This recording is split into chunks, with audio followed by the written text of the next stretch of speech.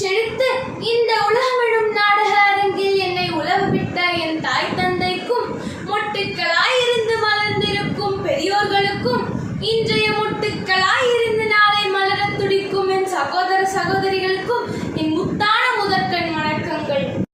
மகாகவி பாரதியார் சமூகத்தை மாற்றியமைத்து புதுமை பெண் என்ற வடிவத்தை பெண்களுக்கு அளித்தவராவார். தனது கற்பனையில் உருவான புதுமை பெண்ணுக்கு மாதரசு, பெண்மை தெய்வம், செம்மை மாதர், உதயக்கண்ணி, வீரப்பன் என்ற பல சிறப்பு பெயர்களை அணிவித்து மகிழ்ந்தார் மீசை கவிஞன் பாரதி. பெண்களுக்கு எதிரான வன்முறையை நிறுத்துவோம். பெண்கள் பிறந்த நாளில் இருந்து மனித குலத்தின் ஒளியாக, அன்பின் வடிவமாக திகழ்ந்து வருகிறாள். ஆயினும் பெண்கள் வரலாற்றின் பல பகுதிகளில் பலவீனமான கடவுளாக பார்க்கப்பட்டனர். இந்நிலையை மாற்ற இன்று நாம் எடுக்கும் உறுதிமொழி பெண்களை மட்டுமல்ல, மனித சமுதாயத்தை உயர்த்தும் ஒரு முயற்சியாக இருக்கட்டும். வன்முறை என்னும் காயம். பெண்களுக்கு எதிரான வன்முறை வெறும் உடல் அளவு தாக்குதலாகவே இல்லை, அது ஒரு மனிதனின் மனசாட்சியை குத்தி பதம் பார்க்கும் செயலாகும். அடிமைத்தன்மையின் பழைய பாரம்பரியங்கள், கல்வியின்மையால் வளர்ந்த தவறான புரிதல்கள் மற்றும் ஆணாதிக்க சமூகத்தின் பிடியில் பெண்கள் பெரும் நெருக்கடிகளை சந்திக்கின்றனர். வன்முறையின் பல வடிவங்கள் சமூகத்திற்கே ஒரு இக்கட்டான சூழ்நிலையை ஏற்படுத்தும்.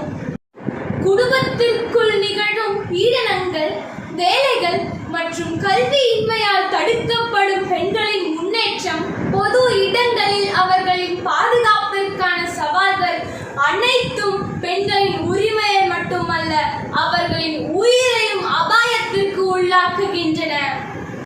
வன்முறையின் காரணங்கள் தான் என்ன?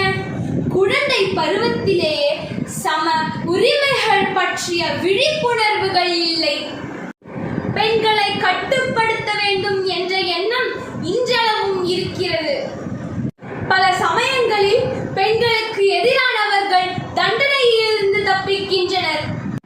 பெண்களின் பிரச்சனைகளை பெரிதாக கருதாமல் சமூகத்தினரே பிரச்சனைகளை புறக்கணிக்கின்றனர்.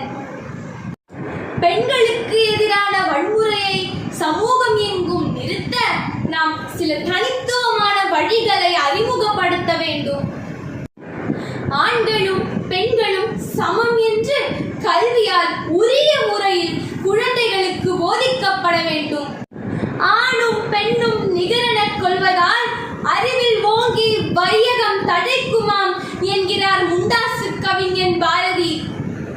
பெண்களின் பாதுகாப்பிற்காக டிஜிட்டல் ஆப்ஸ் மற்றும் சர்வீசுகளை அதிகரிக்க வேண்டும். விழிப்புணர்வை ஊக்குவிக்கும் வகையில் சிறுகதைகள், நாடகங்கள் மற்றும் திரைப்படங்களின் மூலம் பெண்களை பாதுகாக்கும் அறிவியல் பயிற்சிகளை அதிகரிக்க வேண்டும். ஆண்களும் பெண்களும் இணைந்து ஒருவருக்கு ஒருவர் மதிப்பு கொடுக்கும் சூழ்நிலையை உருவாக்க வேண்டும்.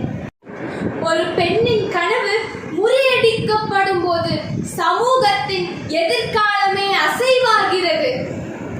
ஆனால் அந்த கனவுகளை நினைவாக்க நமக்கு ஒரு பொறுப்பு உணர்வுகள் தேவை.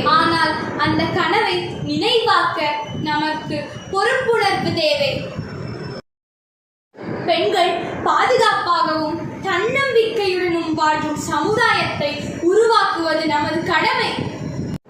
இவ்வுலகில் பெண்களின் பிரச்சனை அவர்களுக்கு மட்டும் பிரச்சனை அல்ல, மனித குலத்திற்கே பிரச்சனையாகும். ஒவ்வொரு பெண்ணின் குரலும் ஒரு மாற்றத்திற்கு ஆரம்பமாக இருக்க வேண்டும். பெண்ணின் கண்ணீரை அழிக்க ஒளிமயமான பூமியை உருவாக்குவது பெண்ணின் கடமை மட்டுமல்ல, அது ஒவ்வொரு ஆண்மகனின் கடமையாகும். பெண்ணிடம் காப்போம், பெண்களுக்கு எதிரான வன்முறைகளை அழிப்போம். Stop violence against women. நன்றி.